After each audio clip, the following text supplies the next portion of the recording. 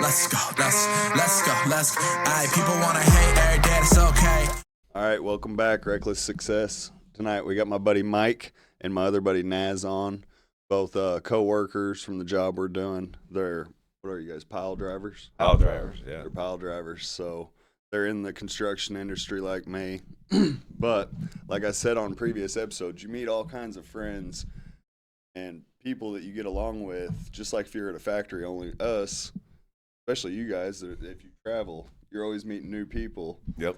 And crossing paths with cool people. Sometimes you meet people that are not fun to hang out with, but sometimes you meet people that got jet boats and fast buggies and shit like that. No, that's right. Yeah. You meet some cool guys and you meet some not so cool guys. Right. All the time. Appreciate you guys coming on. It's St. Patrick's Day, so we got our green beer and they got water and water. yeah, whatever. It's green either way, so mine's got a little vodka in it. Naz was telling me a story the other night about used to do the tough man. Yeah. Yeah, I tell you what, when I was, I'm guessing my prime, 21, 22, a guy, Randy Lucht, he taught me, this guy got kicked out of the Marines for beating the shit out of his drill sergeant. And me and him worked together, and we clicked together so good. And he kind of took me underneath his arm, taught me how to fight. But he didn't teach me how to go out looking for fights. Right. He taught me how to protect myself, you know. And so he got me up to par.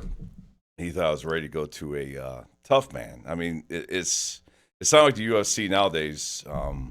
It's like your local shows now, but before UFC, we had Golden Glove boxing. Yep. Remember that one? Yep, And then we had the Tough Man, which was cage fighting. It was cage fighting, right, that you did? No, it wasn't cage fighting, but it's just regular boxing, but they put the oversized gloves on you so you don't hurt people as bad. But you had 4 or 5 fights in one day, or everything was in one day. Right, it's all one day. It's down in Danville at the Civic Center, and Illinois. Yeah, Illinois, and they give you these oversized gloves, and they just fight to the end. Right. Had you ever boxed with your buddies or anything? Well, or Randy Lucht, I sparred with Randy Lucht, and he knocked the shit out of me a lot of times, but he made me tougher, right? I mean, he made me tougher, and he learned, he taught me a lot. And then we went down Danville at the Civic Center, and you just fight till the end. So I believe, that was 30-some years ago. That was a long time ago. But I think I fought 5 fights in a row, had 5 knockouts my first round. And I thought I was the biggest, baddest guy out there. So it was me and this other guy. I like the last fight. The last fight, this Asian guy, he was probably, I don't know why I didn't see this guy fight. Every time I got done with the fight, I just went my way and I tried to get my thoughts right. But I see this guy last fight, and back then I think it was like $1,000 in the 80s. Winner takes all, right? No weight class, no nothing. No second place winner. No second place winner. Winner takes all. So I get up to this guy, Asian guy, and I was probably 220 solid. Best shape of my life. You're like 6'3", 6'4", probably. Yeah, 6'3". Yeah, 6'3", 220 solid. Right. You know, not scared of nothing. And I see this guy up there, and I'm guessing this guy is probably 180 pounds, and I'm overseeing him by like maybe 5. Looking like the Russian on the Rocky. Exactly. Yeah. And I'm speaking my shit. You know, like I'm gonna take you out, and I gave him one of these. You know, hey, you're done. And the only thing I remember about that fight is, and back then, they had those big recorders you put on your shoulder. Yeah, with the VHS tape, right? Right. And we had like 8, 10 of my buddies down there, and one buddy was videotaping. And I remember a ding, and I went back like this, and that guy hit me so fast. He hit me, he knew where to hit. Right. And my jaw went that way, knocked me the fuck out, right? Knocked me out. You should have watched his fight so you knew what was going on there. Right. Or you should have thought, wait, but you walked through all your other guys pretty easy. So knocked them out first round, like in 30 seconds. You know, I just knocked the hell out. So, the adrenaline was going too, right? Right. But that dude hit me in the jaw and knocked me out. And what I did not know was, is that where you got a scar right there? Yeah. Is that where he hit you? He did you? Oh yeah, the whole thing went that way, right? And then what I didn't know is that when he knocked me out, I'm going down like a sack of hammers. He hit me 2 more times on the way down. Right. And I would wake up with smelling salt underneath my nose. And then, moral of the story is there's always a bigger fish out there, right? You're right. You think you're the biggest, baddest dude out there, but there's always somebody else. The last episode, I was talking about my buddy that got beat up. We were trying to steal some kegs, and he kicked out the AC at a college party. Well, another time, me and 2 buddies are at this girl's house, and her boyfriend from Marion calls, and we're drunk, and we get on there and start talking shit to her boyfriend, right? He's like, where you at? We'll be right there. We tell him, all right, we're coming over, so now we're going to fight. Well, it was just us 3. We got some baseball bats, and we went outside and went around the back of the house, and we are going to wait till they came up to the door, and we were going to come around the side and bump them, right? And we're sitting there hiding, waiting, and 3 fucking carloads, like 12 people, pull up, jump out, and they all go running for the house, and we're like, shit. Oh, my goodness. So we take off running through backyards. I remember one of my buddies was in front of me, and he stopped at a camper, and he was trying to get in it, and I was like, don't stop, because they were fucking on our heels. I was like, don't stop, dude, that's a bad idea. And I passed him. And I remember I ran up, and I ran across the road, and there was this big bush where I could still see everything. And as I was running across the road, I just dove and slid like a baseball player up under this bush. I'm under here laying. Like Paul Blart. Yeah. Exactly. So I'm laying here under this bush, and I see them all come back out of the backyards, and they're out in the road by their cars. And all of a sudden, my buddy appears, and I'm like, fuck are you doing? He's right close to him in the road. Got his bat. He walks up to him. They're coming towards him. They got bats, and there's like still 12, and I'm hiding in the bush. I'm like, dude, you're on your own. Yeah, right. I don't know what the fuck you're thinking. And he walks up, and he's like, you throw down your bat, and I'll throw down mine. And the guy goes, all right. And my buddy threw his bat down. That dude fucking, bam, right on top of the head, straight down like an axe. Oh, my buddy's out. I still got to lay here, you know? I'm like, shit. Yeah, right. So... But he gets up, and he was out for like a good 30 seconds. These people are all still yelling at the girl, you know. He's yelling to get his girlfriend back out. And my buddy gets up. He even goes staggering by on the road. I'm under the bush. Like, damn. Finally, these guys leave. I go get my truck. I find my buddy down the road, fucking staggering down the road. And I took him to the hospital, and he was cut from here to here. And I mean, it was wide open. They had to do staples all the way down his head. Oh my God. I was like, yeah, I was like, bro, why'd you get out? And he's like, I don't know. I thought it was a good idea. He's like, I thought they had me. And oh my I was like, fuck it. So yeah. Wow. Good times growing up, acting silly. Yeah. Hey, what's the toughest job you ever did, construction wise? The job we're on. Probably. Yeah, mine. I mean, that's mine. And I've done this over since 2004 is how long I've been doing this shit. So 20 years. Yeah, so I've been in 18 years, and you're 2 years. This goddamn job. It's a job. I'm telling you. I won't say any names, but the contractor we're working for is like, well, how the hell we're gonna have this wall come to the middle? How are you gonna connect all that? I'll figure that out when we get to that point, and we'll have to make something. So. It's a lot of changing daily. I'm going to tell you right now, if there was, I'm not saying that I know everything. I don't know. Right. I got a lot to learn. Right. But if say Rick so-and-so was down here and had to figure that out, right. I guarantee that piece wouldn't be in the ground right now. No. Because it would be fucked up. Oh, dude. Even from starting, those 80-foot sheets, that was crazy shit right there. That's never been done in North America. That's the first time ever in the United States that we ever... No, North America. Or North America that we ever put 80-footers on. No one's ever put 80... Really? Well, I'm not saying 80-foot sheets, but with a mast up rig like that yeah. and not using a crane, it's not ever been done in North America. Damn it. And that's the job we're on. So that's why I told Carter, that the labor. I was like, dude, you're never going to be on something like job like this ever again. I mean, most of our stuff's dirt work. And to be truthful, the most complicated jobs. So we've been with this company since probably like 2017, somewhere in there. And you got a good relationship with them. Yeah. So, and we do too. They don't even take bids from other companies. Right. That's why I don't. But it's not really a field where you want to get just the lowest bid either. You know what I mean? Because you got to have the best guys doing this, and the best guys usually cost a little extra to get this type of work done. But all these jobs that I've been on with this particular company are the hardest jobs we done one in the wintertime that was lining at a power plant. We lined it with 4 foot of clay, and it used to be fly ash. Took all the fly ash out. Well, there was all these pipes that were going into this big power plant. We're doing dirt work. We got to get compaction. Well, there's pipes, and they're always leaking water into this big holding pond. That's what we're lining. So we're like, all right, we'll we'll plug the pipes and deal with the water on the other side. And we plug the pipes, and all of a sudden water starts coming around the pipes through the dirt. And we're like, fuck. Oh, my goodness. So the whole time, I'm trying to get 95% compaction on this fresh dirt that I'm putting in here. We were pushing snow off of this job site, lining it, compacting and it's constantly just getting saturated with water. Constantly and saturated from the wall. So we came up with this big plan, and they come up with a good plan, and it worked. We built basically a French drain down that whole wall with 1-inch clean rock. Got that water down to where we could get it to a sump, and then we were still able to build dirt and get our compaction on top of it. You ever heard of those wick drains? Wow. What was it? Wick drains? Well, like when they do just something, if you ever get on something like that again, sort of not off subject, but so it's this fabric you buy when they do shotcrete. They're going up the walls. They'll have several different spots on this wall where they put this wick drain. It's called a wick drain, and all the water will filter.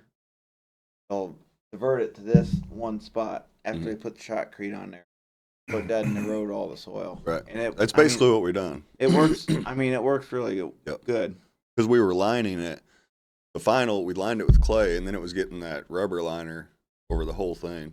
Yeah, they'll run that shit when they do like a tall shotcrete wall or something, and it works really good, and it doesn't erode anything else out. But that one had a smoke stack that was like hundreds of feet high, big power plant, and so the stack was like 30 foot from a straight 1-to-1 wall that was like 20 foot, and straight down, and it was all leaking that whole wall.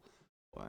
The head scratcher. I'm thinking, man, if I had to keep cutting into this wall, and because I had to bench, I couldn't just put the dirt in there and compact it. I had to bench into the wall so everything was sitting flat. Right. I don't have pictures of that one. And then cut the slope out like that. So I kept having to get closer and closer to that stack, and I was definitely nerved up. Well, either way, I just think this job down here, sheeting part, like I said, the bracing.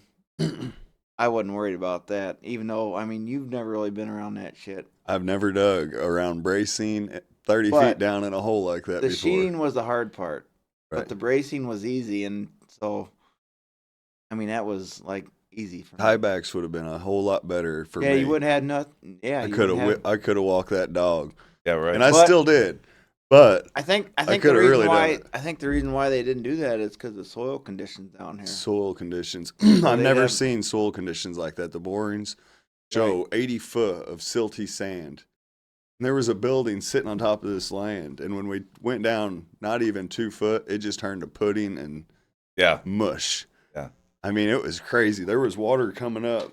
And every morning you'd see these anthills of silt where water was coming up out of the ground. When we would walk down there, the whole ground would just be like a wave. Because of the 10 foot, I only had 10 foot. So with the way the sheet pile wall is, every 10 foot you have to brace it so that it won't fall in on the excavation. Right. And so I had to have a tractor that would go under a 10-foot pipe, and I did.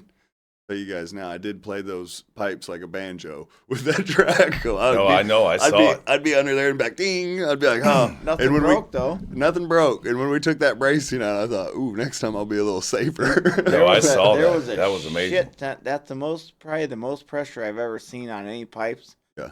We're cutting shit out. It's because everything behind it's not clay. If you were in something solid, it'd hold it. But since you take the pressure off the inside and all this is pudding, everything's just... So, just imagine if you got the Sears Tower next to us on whatever street, I'm not going to say the street, but right next to where the main drag is out there. Right. Imagine if you had the Sears Tower there. So that's like working downtown. Right. That's why we got to do that shit. Right. So which we are right off of a highway. So right. There's not a lot of shit in there. Not a lot of pressure, right? There's a street there, and on the north side they got they got a sewer or something they're worried about in that alley. But when you got buildings on all three sides of you, and then a street downtown Chicago with all these utilities. Oh, I bet. That bracing, that's not big shit. The biggest shit I've ever put in was Savannah, Georgia. That was amazing. Those beams, so the beams that we put in down here were 36 by 194. That's big. That's as wide as a sidewalk. A sidewalk's usually 36 inches. So the beams that we put in down in Savannah, Georgia, was 36 by 441. So that's 441 pounds per foot. Yeah. And we had 2 beams on top of each other. We double stacked away. Yeah. How deep were they going? Fuck, we went 60 feet. 60 feet. Oh, that's deep. And the other thing, too, is we had a river. Savannah River right next to us. So we're 60 feet down, and the river's on one wall. And the pipe, so these pipe here were the 2 pieces we bolted together. Yeah. Was a 1/2 inch thick. Okay, I will take that back. I've been in one other job that was as close to this one. Olmsted Lock and Dam down here. It took 25, 30 years to build it. Oh. It was like $4-point-something billion. Jeez. And it was in our district, 318. So 318 guys, a lot of them worked there for years. I mean, it had hundreds of people, operators, laborers, carpenters, pile drivers, divers. And I was down there. Well, they built the locks in the 80s. So they'd been there so long, it was time to update everything, even though the whole dam wasn't built. Has Matt ever worked there? He'd heard about it. He didn't. I don't think he worked there. Or he might have said he did work there. Yeah, I don't know. I was a crane operator down there. And before I was a crane operator down there, I was working for another company, and they had to de-water the chamber, the lock, where the boats come in and go up and down. We had to de-water that. But when you close those gates, they're not watertight. So we brought in these big baffles we'd put in with a crane that go in the wall, and they just like big blocks that you put in the wall. Well, it didn't hold the river back, so it's squirting water in everywhere. We could not seal it. We're dumping coal, like barges of coal, because they're saying the coal will plug it. It wouldn't plug it. And so we ended up building a coffer dam on the inside with sandbags. Sandbag the hell with plastic, a big coffer dam on the inside, and then we had those big hydraulic pumps. We're just running nonstop. The water coming in, and I had to get down there. They lowered a traco, and it was like, I was probably 40 foot, maybe 45 foot. It was deep, a lot deeper than this 30. It might have been 60 because we had scaffolding that went way up. And I'm down there in a traco, and I'm cleaning up the bottom of it because there was a bunch of sand and stuff. And there's all these, it looked like IDNR came out and got the fish out, they said, that they thought. Right. Dude, once I started tracking across the bottom of that concrete, that water just came alive with fish. Oh, wow. But I'd look back, I'm down in this traco, and it's just waterfalls of water coming in. I'm thinking, man, if this blows or something goes bad, I'm fucked. That's it. No, that's right. I worked at another company, piling company. They do a lot of road work and bridge work, and when they would drive Crawford dams, like up say Des Plaines River up by Chicago, they never bought new shit. They always had old used sheets, stuff like what the hot rolled sheets like what we got there. So the cold rolled sheets are that shit we put out when we got like 25 pair in one day, 45 footers. So those locks are real loose, right? But when this other like. The road construction guys always use hot rolled sheets because it's a stiffer sheet. You don't have to put bracing if it's all cantilever shit. But when you drive in the river, the way they would get the water to stop, and this old guy did this, and he would send someone to like a cedar store. Get cedar? Oh, he would get cracked corn, ground up corn and beans, and you dump that on the outside water side where that water was going down the locks and sucking in. Right. That shit would go in there, and it's real fine, so it would find its way in there, and it would get sucked in there. Well, then Swell it's like up. a soybean. It swells up and stops the leak. I got a guy that's got a lake doing that right now. Maybe I'll tell him to try some of that. Crack corn? Yeah. I would.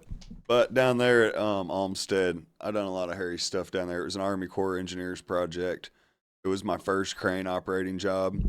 I'd got my license. I had oiled down there for a year or so, but I didn't have a whole lot of seat time. I got my seat time at the training center. So they send me back to this Olmsted after I got my crane license. I know I'm going to run one of these big cranes because once you get your license, they're like, it don't fucking matter. You're licensed for it. Don't matter if it's a little one or a big one. Was it for a windmill or what was it? It was for building this dam. So all the cranes were on barges. It was all river work. We're out on the Ohio. That sucks when you're on a barge. You gotta watch how it's listed and everything else. Yeah, so I'm worried about listing. I'm worried about just the fact it's night shift. I'm fucking going around a crane at night. I've never there ain't no warm up because this guy had quit. Call the hall for an operator. Here I go. Right, And I get out there and do my orientation. By the time we get out there, it's like midnight. I'm riding in like a boat, covered boat out to the barge, and we get there and there's all these light plants and they had 2 barges next to each other, and I'll throw up some pictures with these big masts on the end of the barge. And I was driving 95-foot round piling, circle piling, Shell pile. Pipe Pile, shell pile. It was pipe. So my barge is here. Shelly, which was another operator, she had the hammer. She's holding the hammer. She'd swing over, and my job was to pick up a 95-foot long pipe off a barge next to me. So it's not on my barge straight in front of me. It's on the side. And I got to pick it up and kind of swing. And they'd put a fucking OSB sheet of plywood that was like 4x4 at the end of it.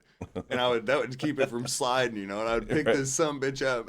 But I get there, there's all these light plants and this big mast that's like 50 foot or 60 foot tall, and all these guys in 120 man lifts, the carpenters all up there. And I'm walking up to the crane just nervous as fuck. Like, all right, here we go. You bluffed your way this far. Let's see what we can do. Don't ever tell the workers you're nervous before you get up there. No, I don't. I always get up there and I watched that movie, Catch Me If You Can. I act like that guy. I'm like, do you concur? And he's like, yeah, I concur. I'm like, okay.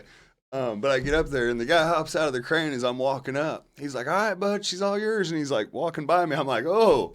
Like, what the fuck's going on here? Give me some tips, Yeah, oh, yeah. Yeah, wow. But I got in there, and he showed me just everything.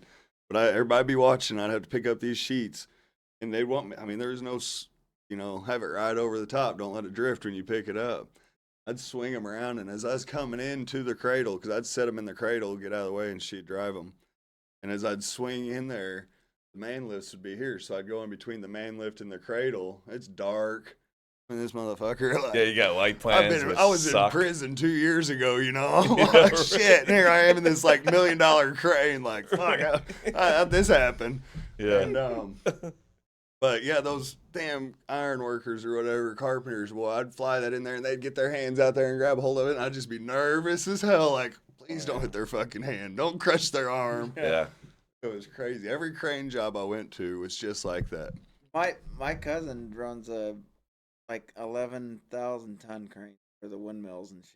Yeah. So their tracks are, I'm gonna say 140,000.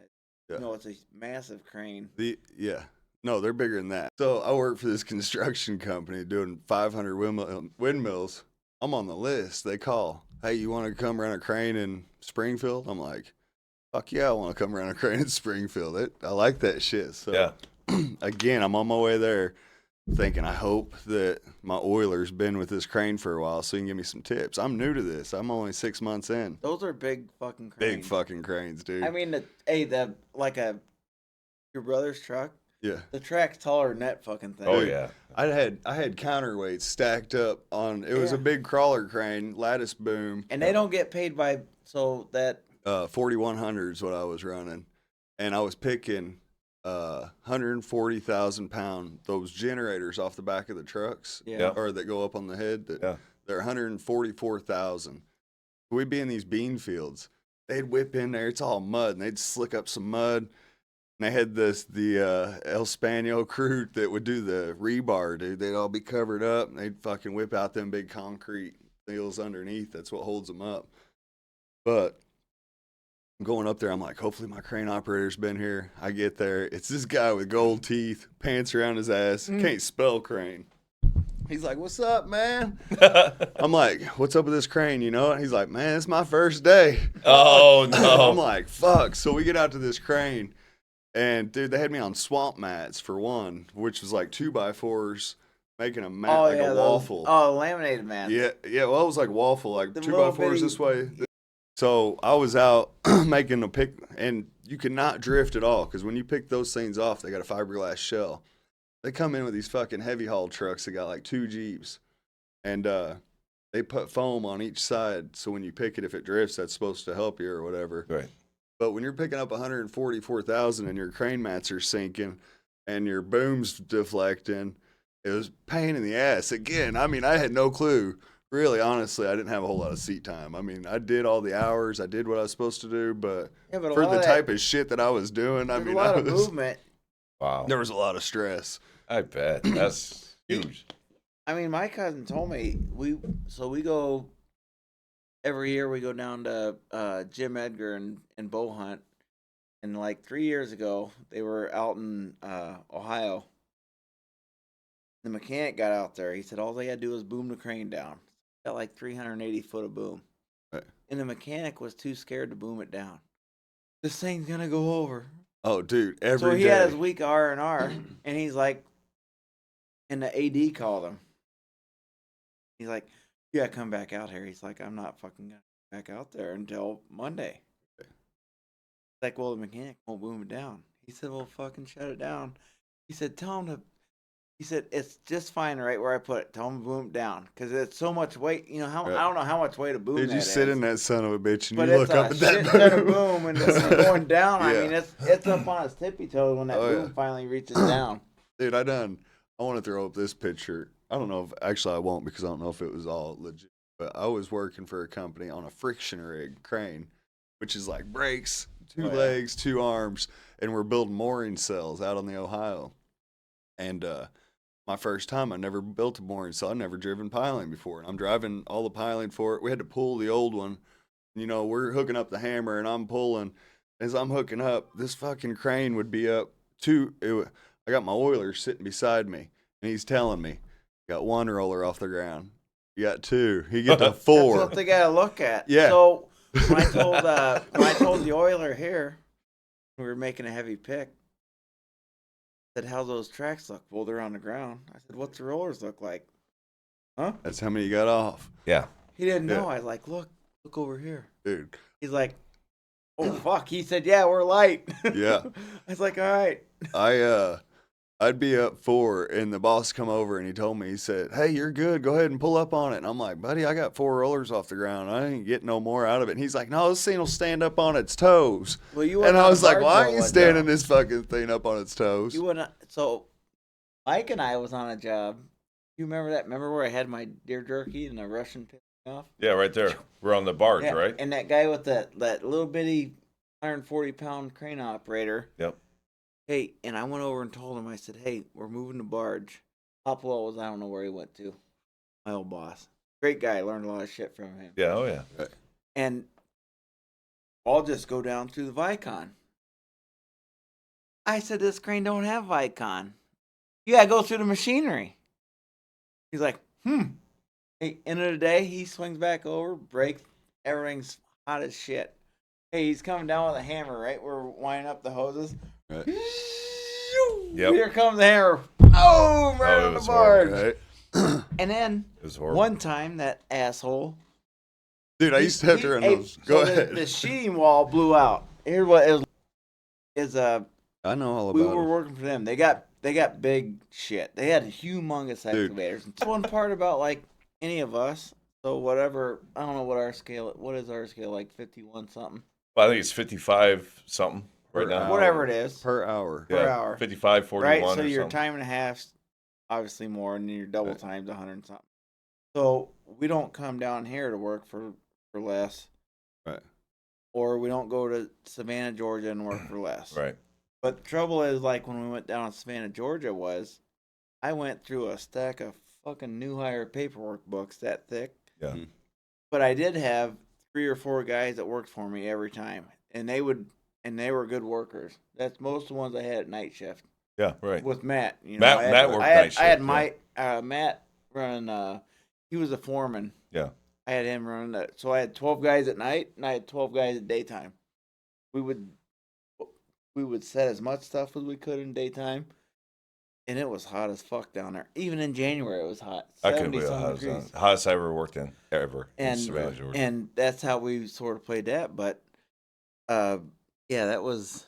And they got those little fire ants. It's different when you get out of town. You don't have good guys out of the halls, which is like, I mean, Matt. I told him, I said, "Hey, about 3 weeks, he's gonna come back because he's one of my main guys." You gotta have good guys doing this shit. You all right? I got Naz. Yeah. Hey, Jason, he'll come back. He's out in Ohio. He's been out there since he left here. Right. But if I got 3 good guys, that's better to me than 8 shitty guys. Oh, yeah. These guys know what the fuck's going on. Well, I mean, you say good guys, Jesse. I mean, when we're 80 feet, 60 feet in the ground on the Savannah River right there, right? Oh, yeah. I mean, we're down 60 feet Under the or water. 80 feet under the water. River's That's right next crazy. to us. And, all this shit that we weld, if that stuff starts breaking, It's your life. Oh, we're dead. Yeah. Oh, that's I mean, we're dead.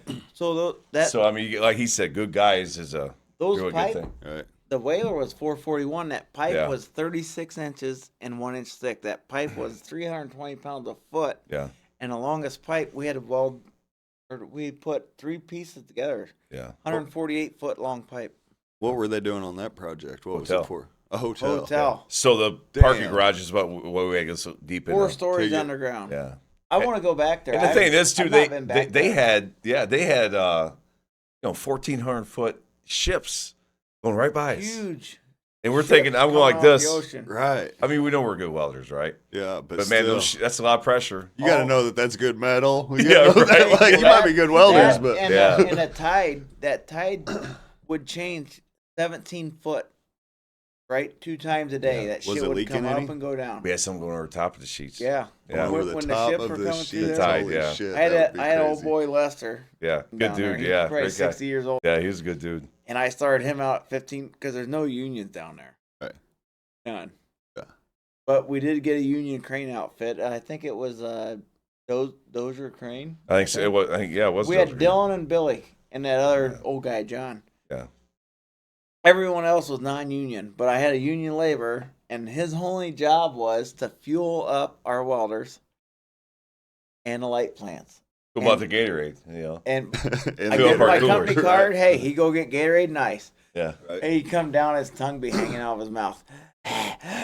Because you got this stair tower that's like, 60 foot down? Oh, it's horrible. To That's climb that crazy. thing. Oh, Lester. Yeah. That was for the hotel to have 4 stories underground or for the foundation of the Underground hotel? parking. Underground parking. And then Dang. the first 2 stories were going to be retail, Yep. then a hotel, and a rooftop bar and pool and shit on top. Wonder what kind of pumps they have to have in that basement to groundwater from. That wall, so I'm not gonna say what company did that wall, but it was a secant wall, which is they got a interesting machine that comes down it and it clamps.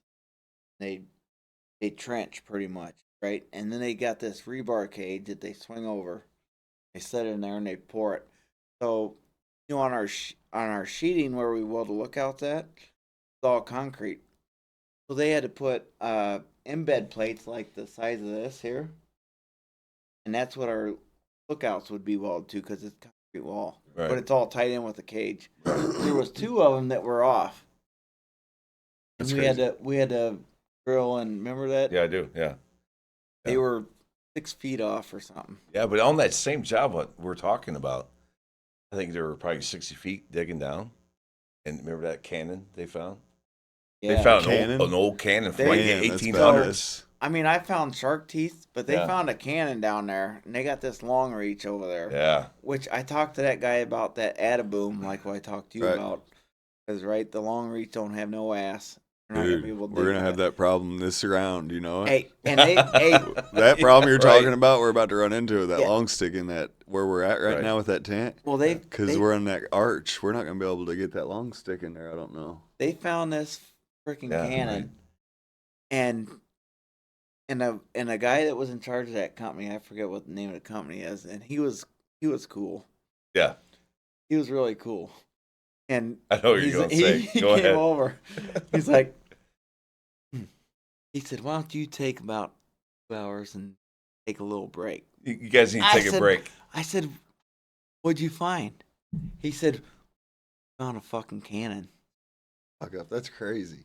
I said, "How the fuck are?" I said, "Did you get a picture of it?" He said, "Oh fuck no, no one taking a picture of it." No. Because if they found a What? picture of it, the whole job would have been shut the fuck Right, down. right. But this right. cannon with And the 1800s just looks After perfect. they loaded it out, They loaded the it out. motherfucker was loaded. I said, "How'd you know that?" Oh, he said, "I got a couple guys." And I was Crazy. like, "Son of a gun!" It was amazing. So what'd they do with the cannon? I I have no clue. I wanted a picture of it, and the superintendent for the dirt guys had absolutely no photos. Oh, yeah. He said, "You guys go down River Street.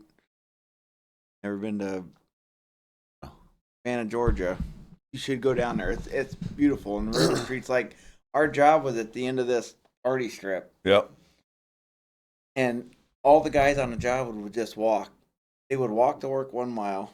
They would go have like 4 or 5 beers after work and go back. Well, the cool thing about Savannah is that you can't have an open bottle, but you can have a brown bag with a can in it. Really? And walk on the streets, and it's legal. Or a cup. But so this cannon left the job. If never if to the be seen GC again. would have known that they found that, Right. the whole job would have been shut down. It's like yeah. finding a freaking dinosaur in the middle. I've been on them with bats, with Indians around here. You get a lot of Indians. Anybody says anything about a artifact, job shut down. Yeah. Oh yeah. They'll So shut no, it they down and they come loaded and check that it thing out, and I got the hell out of there. I done a job. And we came back, and I never heard anything else about it. But I know there was. I mean, the other crane operator would find a lot of shit. So where that job is used to be the river, right? Yep. That river is wider and wider and wider because they got these, Yeah.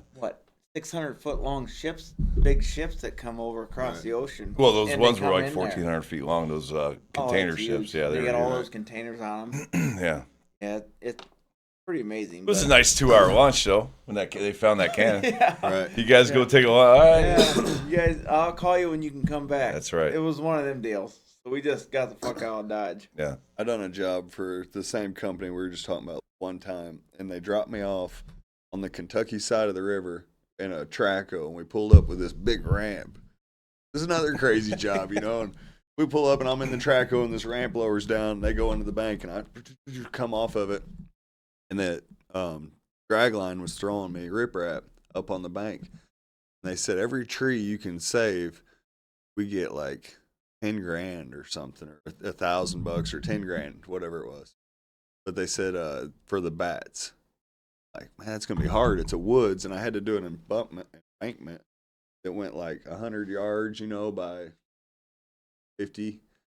Probably. It was big, wide, and then I would build dikes out into the river. Oh, wow, yeah. I would be on the Traco way out in the river building these dikes and fucking shaping them and all this shit. And then the barge would throw rock in the river all the way out where those dikes are. And I would go out there in the Traco so the water would be up to the bottom of the cab. And I'd be like, 200 feet out in the river in this Traco. Wow. But when I got done, so just that drag line throwing the rock would just leave splinters of sticks sticking up, the trunk. And I got done, and it would be like beautiful riprap layer with all these spikes just sticking up. And they counted those as trees that are saved. Wow. And they ended up, there was like 500,000 in saved trees, This other job we did at Port Indiana, they brought this 600-foot long ship up the river. They've got some badass shit. Yeah, they do, yeah. And they got there at like 4:30 in the afternoon, and they had, I don't know how many ton of rock, big shit, and they were supposed to spread it all out. Well, they didn't. They just turned the conveyor on. They got this big rubber tire loader on there, Right. and and so we got a working float on the other side of the sheeting wall we just drove. I don't know if you wasn't on that job. I don't think so, because I'm trying to think. No, you wasn't on that job. And so we're out on the float, and I'm looking down, and I see, I can see the stone. It's 4 foot below us, and it's supposed to be like 30 foot of water. They unloaded 600 ton of fucking rock, in one spot. I know it. That's what we were doing then. And then Long Boom Lenny had to come out there I know him. with a friction rig and a clam bucket and displace all the stone. He was pissed because he was in Indiana, so the scale's lower. He was there for 4 months moving that shit. The biggest Traco I've ever ran was on a barge for them, and a dam had blown out. Water was rushing through this big riprap dike type thing that they had over by the Brookport lock and dam. We get out there. Oh, it was wickets. It was old wooden wickets was the dam. They come up. They'll put them down with this crane. Looks like crane mats. That's all it was the dam, but one had blown out, and we're fixing it with I feel like it was a Cat 385, but it had a lift kit, and you could walk under this thing just by turning your head like this, and you get up in there, and I'd swing over to a barge next to me. So it was big enough. I'm sitting on one barge, and a rock barge would be next to me, and I'd be throwing it out.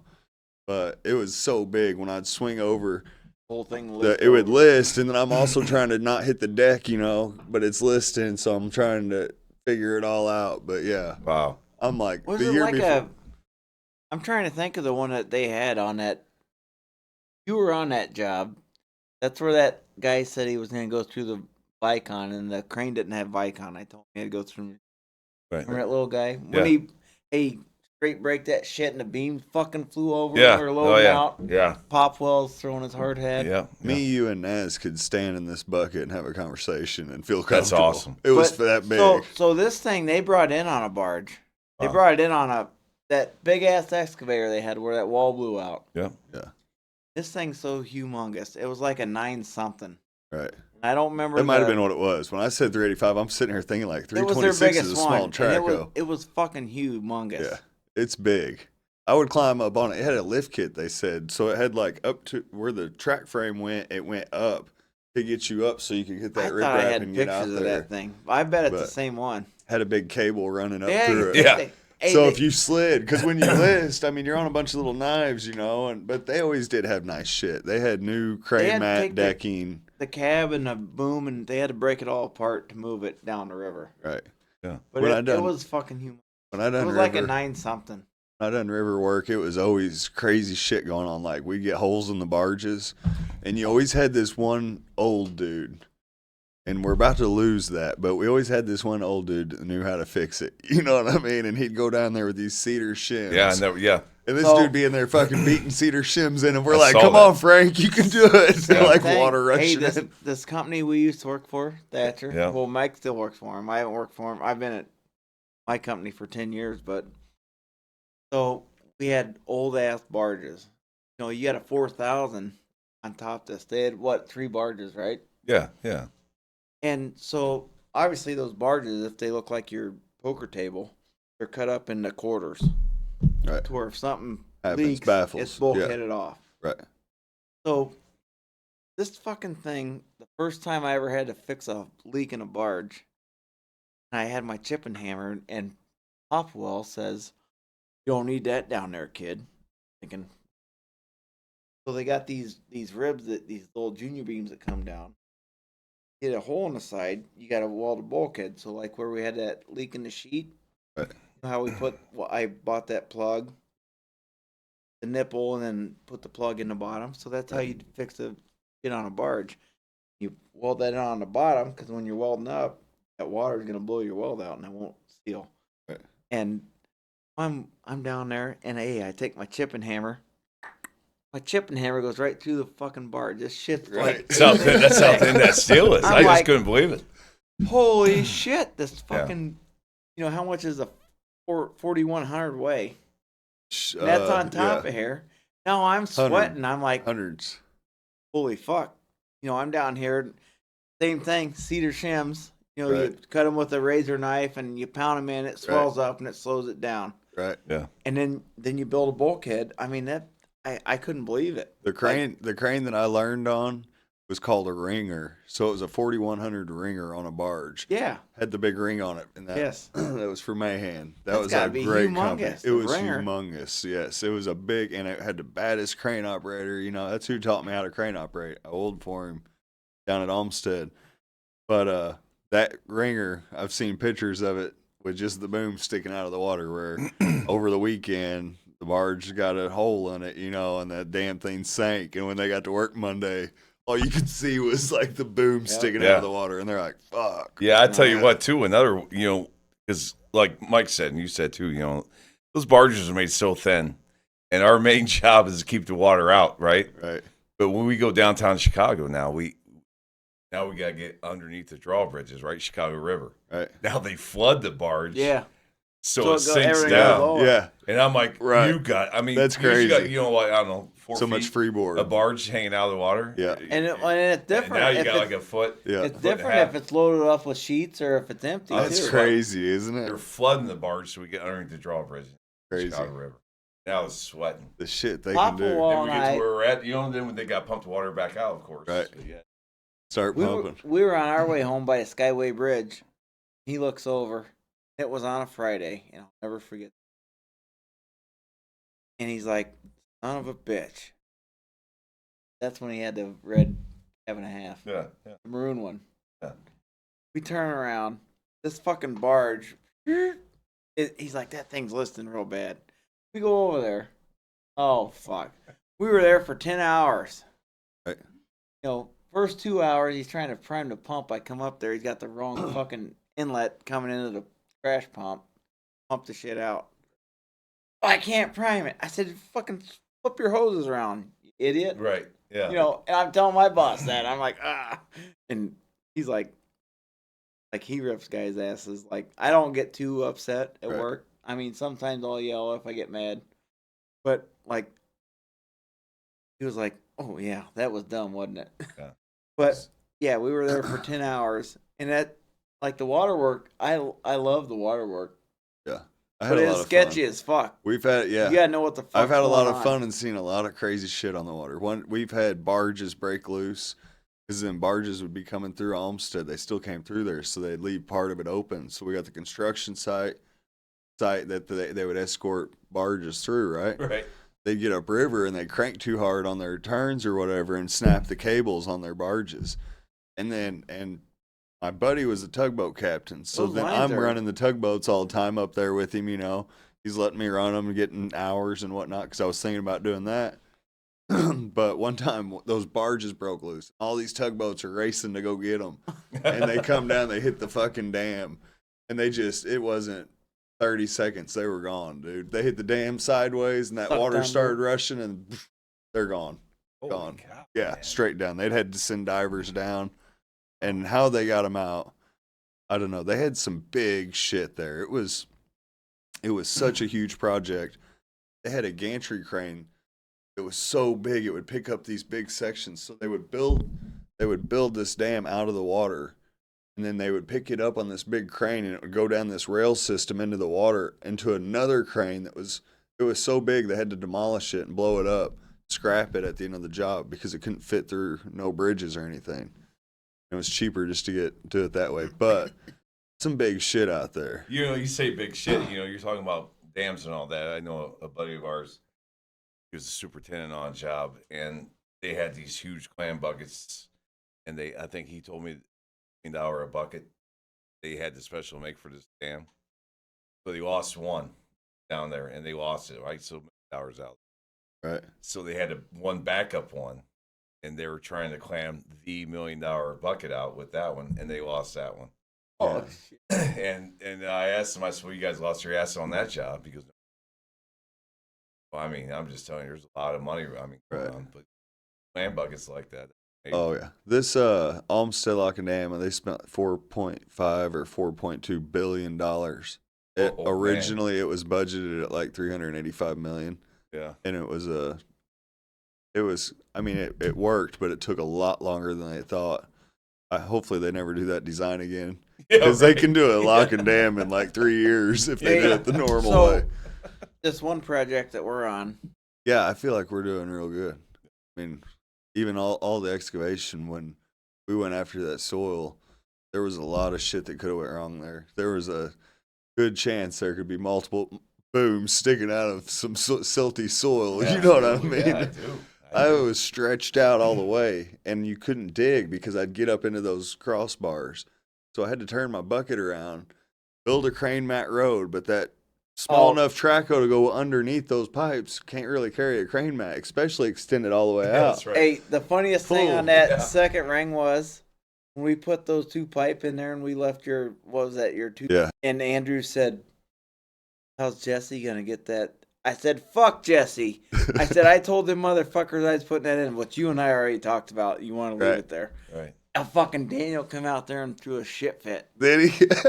He said, well, how are we going to get that out of there? I said, not my problem. And I just let it burn on him. So I don't know if he called you that day or not, but I was like, funny. I was just laughing my ass off. Yeah, no, he didn't say nothing. I mean, that whole job, pretty much. So every job that you got like this, here's what it's going to be. It's going to be me whether it be down here or it be in Chicago, I'm going to talk to my excavator, whoever's doing the shit, right? I'm going to talk to him. Him and I pretty much set the job up. So whoever the fuck's in charge of that whole job, right, they don't have a clue, right, of what's going on. Yeah, If, I mean, if what it changes I got so quick. has to be done, what you got has to be done. Right. You and I are on the same page. They don't have to manage shit. Right. So you and I are managing the whole fucking job, pretty much. Right. Well, that's just every job. Every job's got that guy that's always the go-getter. And I was thinking I was going to bring this up a minute ago. When I first got in the hall, it helped me to be around guys like you, as you, but I was around this Cajun guy. And I thought at first, when I first met him, that he's retarded because he's like, we're going to go down here by the water. And I'm like, what did he fucking say, the water? And I didn't know where he was from or nothing, you know. It was just a company that come in that's doing river work. And this dude was so badass. He was like fucking, he knew it all on this water shit. He knew his industry, you know, and I just followed him. Yeah. And I'm like, follow the guys that are doing good and that look like they know how to get this job moving. You're getting into something like that. That's what I done, and it worked for me. Yeah. You know, I seen a guy over here sitting down, and I seen this other guy hanging down, hooking up these hoses, and like knew what was going on. I was like, getting it done. Yeah, that's the guy that's getting it done. So do that, and you'll always have work. Right. You'll never have to look for a job again if you just practice and you are good at it. I mean, that's exactly right. I do a lot of jobs in St. Louis, and that one Crawford Dam down there that Joe Lago, remember the best hotel you ever been in? Yeah, that was amazing. Yeah. 2-story hotel room. Those guys said, hold on a second, can't we dig this out? Then you put the bracing in? How are we supposed to dig around this? Right. I said, this ain't shit. I showed him some pictures. He's like, holy fuck. Like, yeah. Like Chicago, imagine going through 3 layers of that shit. I will say 5 layers of that shit. I will say this. This company that we're working with and we're doing this crazy project for, when we do go do jobs with them, they put us up in hotels, and there's never question about, is this a nice hotel? Every time we get there, it's like, damn, that's the hotel you got. Like, you didn't have to go that. Like, I got something to add on that same job. St. Louis. Yeah. We're out at Cox Creek. There's a casino over there. I don't know where the fuck that is, but it's south, I think, west of St. Louis. So we get out there. We were down there for a week, right? And we had a hotel. Yeah. And I called the general superintendent, and I said, hey, I need 4 rooms. Bobby Landers. Yeah. It was you, Bobby, Joe Laga, and I. Joe Laga, yeah, because we ate that a hibachi grill. Yeah. Yeah, that's right. Yeah. But there is a secret art to that. So, like, when we went out of town, I get to this hotel, and it's like a Hilton extended stay. It's got the full kitchen, stove, all this, a bedroom separate. And I'm thinking, I'm sleeping good. And when I go to work, I'm feeling good. I stayed in shitty hotels before. Yeah. I didn't sleep good. I didn't feel comfortable where I was, and I didn't work as good either because I had been sleeping like shit. So rolling over. Those guys that are doing these big jobs like that, they've got it figured out. There's a science. You got to make your guys sleep comfortable, feel good, get the job done safely. Well, the cool thing about I'm gonna get back to this. So we were at a hotel. Go ahead. It wasn't the same hotel we was at. I called the general superintendent. Said, hey, I need these rooms when we come back. So you, Bobby, and I, and Joe came back next day. Oh, Jason Schmidt was down. No, was Jason down there? I don't think so. But either way, we get down there, and I walk into this hotel, and it smells like a shithouse door on a tuna boat. And I was like, you gotta be fucking kidding me. It's bad. Hey. We did have a bad one, too. Yeah. So I said, grab your fucking shit. I'm doing this stuff. So we had this CLC thing. I don't know what it is. Something with CLC. Certain hotels, right? Certain hotels. Yeah, where the company gets all this shit. Yeah, I was there. Hey. Same exact story. Yeah. So I said, fuck that. I said, we're going right over here. A mile. It was $10 more a room, and it was night and day difference. Yeah. And to stay 2 rooms. We had a Hooters right across the street. And I said, oh. Yeah.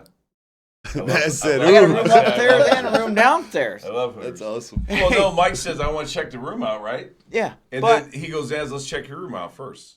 Oh, he had So a fireplace, thing. everything. We did the key thing, just like you said. I had a remote control to the fireplace. Right. I had an upstairs. I had a full kitchen. Damn. And I said, listen, you want the upstairs or downstairs? Because you don't understand.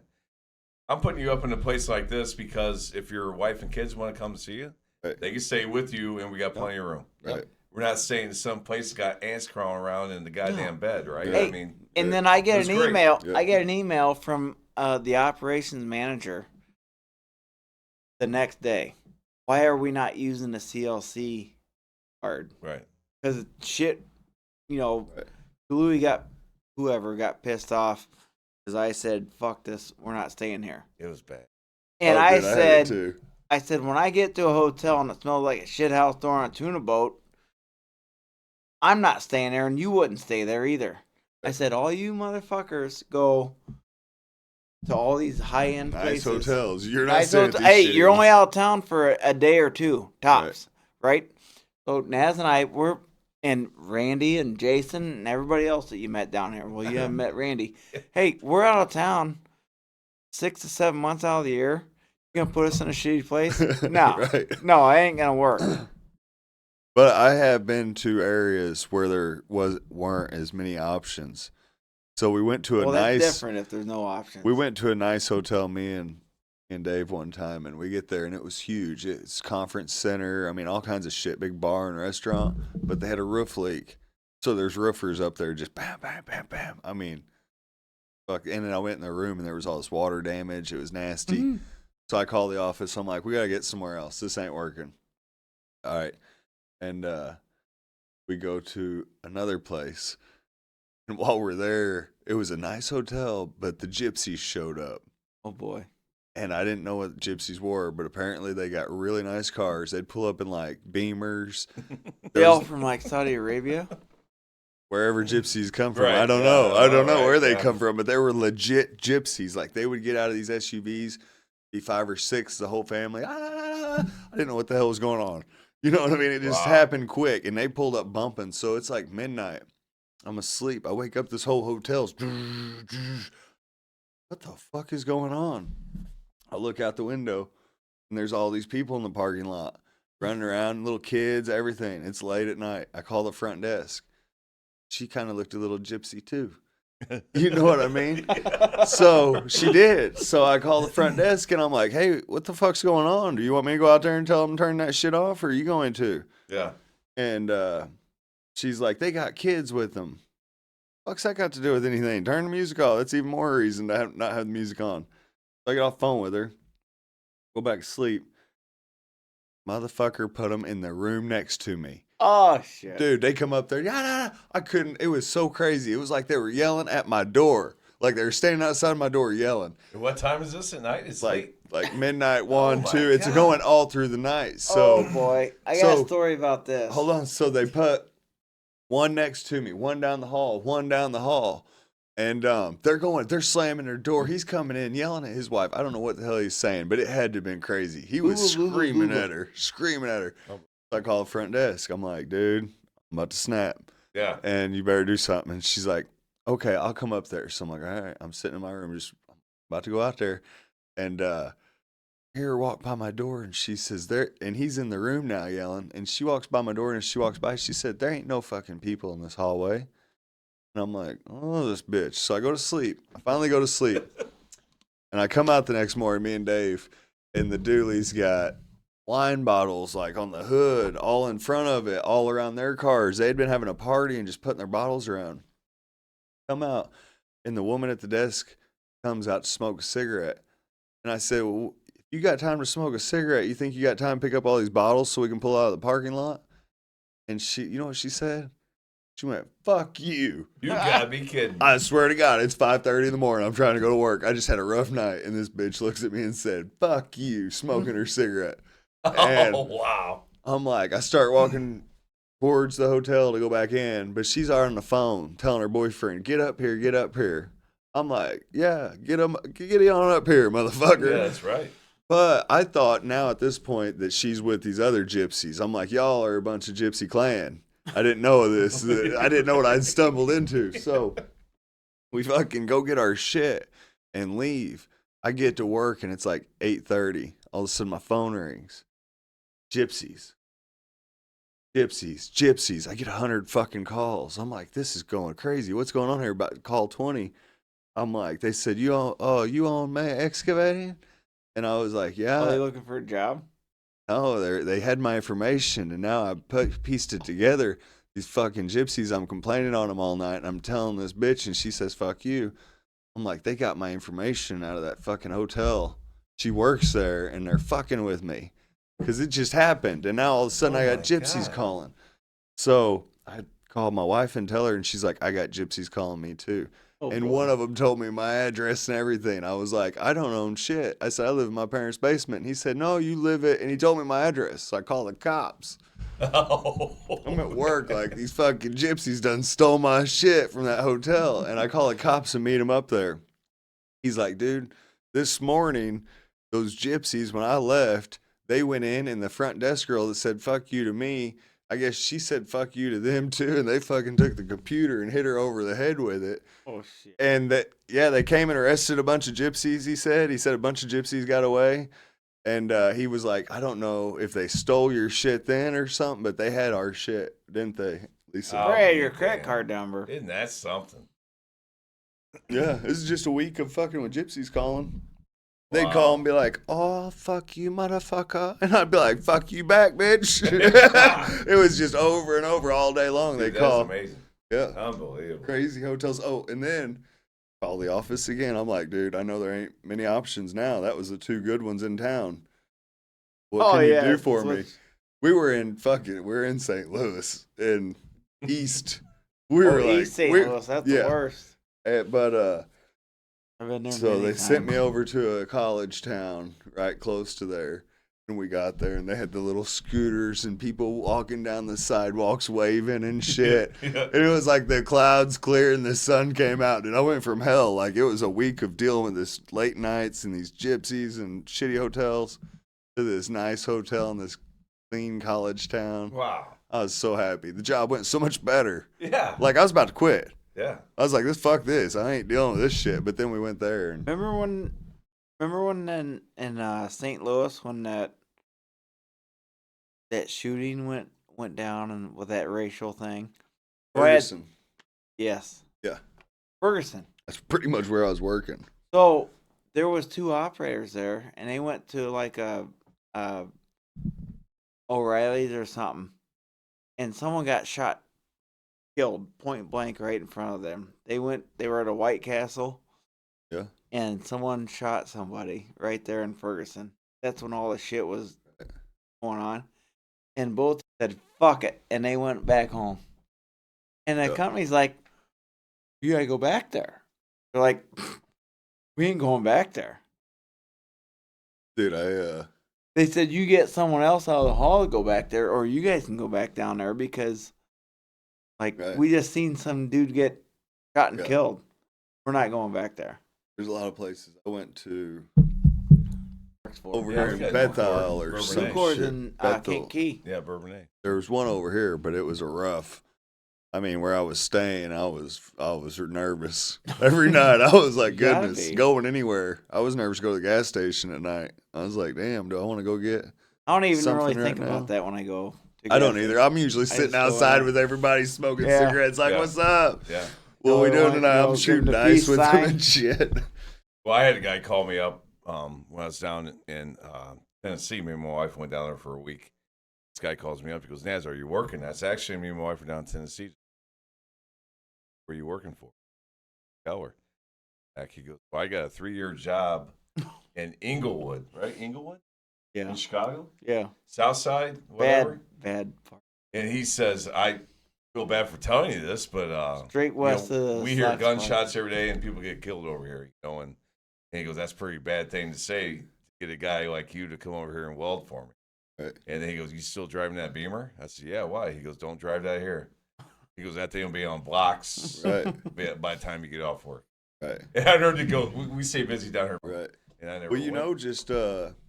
I'm surprised this wasn't brought up, but I was just standing across the street from the job site the other day, I had to get something out of my truck, and as I was coming back, the lady that owns the property over there was like, "Well, you know, Give her puppy."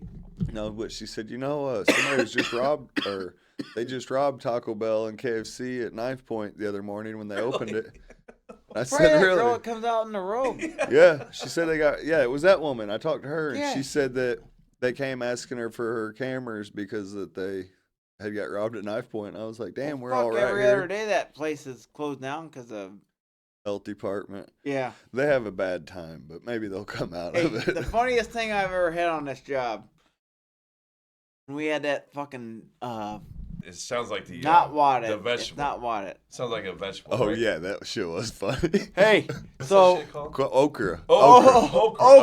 Oakum. Yeah, Yeah. So they're like, that was horrible. and Cody's like, that shit got delivered there. I'm like, bullshit. It Hold did on, not get delivered backstory. here. So we had a leak in the metal sheet as we're going down. We're 30 foot down and there's some water. So their company ordered $3,500 worth rope of that this you put in Oakum there shit. and it swells up. Well, he's calling the office saying it never came. Right. And then They what said happened? it's delivered. Yeah. I said bullshit. Somebody signed So for it, whatever. So they got 10 different fucking addresses for this fucking job site. Right. So I said, okay. I said, here's what I'm gonna do. I went over to, is it CVS or Walgreens right across the street? Walgreens. Okay. Yeah. So I went over there. Said, nope, we got nothing for Keller. And I didn't even stop at that fucking KFC and Taco Bell. I'm like, there ain't no fucking way that, Right. there's a construction site right here. Why That the you're gonna fuck would drop you it go off there. past that? And so I went over there one day, and they're like, what's your name? I said, Mike. I said, all right. He goes into the fucking walk-in freezer. He comes out with a big old box of shit. And I'm like, this yours? I said, yeah. So they had our shit for a Delivered. fucking hazmat job in a goddamn cooler at the KFC and the Right. Taco Bell. Not that it was, none of that Used. shit's It contaminated was or new. nothing. It's Yeah. not contaminated, but I'm like, It's this is funny. fucking ridiculous. Like, Because who they the thought fuck? it was okra. Who the fuck? Yeah, they thought it was okra. Yeah. I was like, who the fuck signed him for this Yeah. shit? Yeah, let me get a taco with some okra. Yeah. I just thought that was like, That was funny. that blew my mind. That was funny. All right, guys. Well, we'll get it wrapped up. We appreciate having you guys on. Yeah, thank you. We'll come back again. Yeah, come back next time you're on. We'll do it again. It's fun to just shoot shit. Yeah, it was For fun. sure. I got Good stories for days Hey, we can talk about. we'll have to wait till Matt gets back here. We'll get this table Matt. filled up. Yeah, we can slide it out and add another person. Yeah, that's cool. Yeah. Tell Matt, he gotta get his butt back here. Matt, get back here. All right, guys. We'll see you next week. All right, thanks. Thanks. All right, guys. We're going to wrap up. You can follow us on TikTok and YouTube at reckless.success, Instagram at recklesssuccess. We're on Spotify and all major podcast services. Hit that subscribe button, please. For more information on May Excavating, check out our website or TikTok. That's a wrap. Thanks.